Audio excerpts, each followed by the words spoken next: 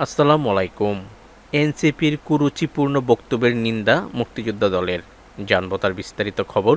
তবে আপনি যদি যুদ্ধের জীবন চ্যানেলে নতুন হয়ে থাকেন, চ্যানেলটি অবশ্যই সাবস্ক্রাইব করবেন, পাশেই থাকবেন। জাতীয়বাদী মুক্তিযোদ্ধা দল এনসিপির শীর্ষ নেতাদের সাম্প্রতিক কুরুচিপূর্ণ বক্তব্যের তীব্র নিন্দা ও প্রতিবাদ জানিয়েছে। দলের পক্ষ থেকে দাবি করা হয়েছে, প্রধানমন্ত্রী তারেক রহমান ও তার পরিবারকে নিয়ে এনসিপির নেতাদের বক্তব্য স্বাধীনতা বিরোধী রাজাকার জামাত শিবিরের চক্রের প্রতিচ্ছবি এবং ২৪ জুলাই বিপ্লবের পরিপন্থী। গণমাধ্যমে পাঠানো এক প্রেস বিজ্ঞপ্তিতে জাতীয়বাদী মুক্তিযোদ্ধা দলের সভাপতি ইশতিয়াক আজিজ উলফাত ও দলের শীর্ষ নেতারা এসব কথা বলেন।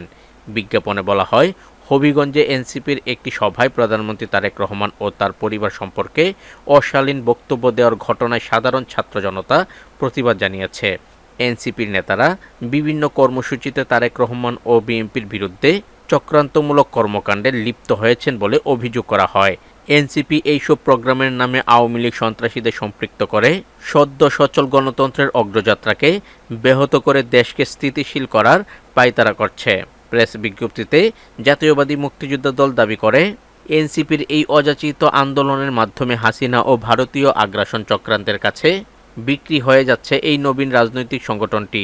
অপরিপক্ক, অশালীন, অসভ্যতা ও ধৃষ্টতাপূর্ণ বস্তির মাদকসেবীদের মতো বক্তব্য দিয়ে দেশের এবং জুলাই বিপ্লবের ফসলকে নর্দমায় ফেলে দুর্গন্ধময় করলে এদেশের দেশপ্রেমিক জুলাই আন্দোলনের ছাত্র জনতা, আপামর মা বোনেরা এনসিপির বিরুদ্ধে রুখে দাঁড়াবে বলে মনে করে ৭১-এর স্বাধীনতা যুদ্ধের বীর মুক্তিযোদ্ধাদের সংগঠন বাংলাদেশ জাতীয়বাদী মুক্তিযোদ্ধা দলের নেতৃবৃন্দ।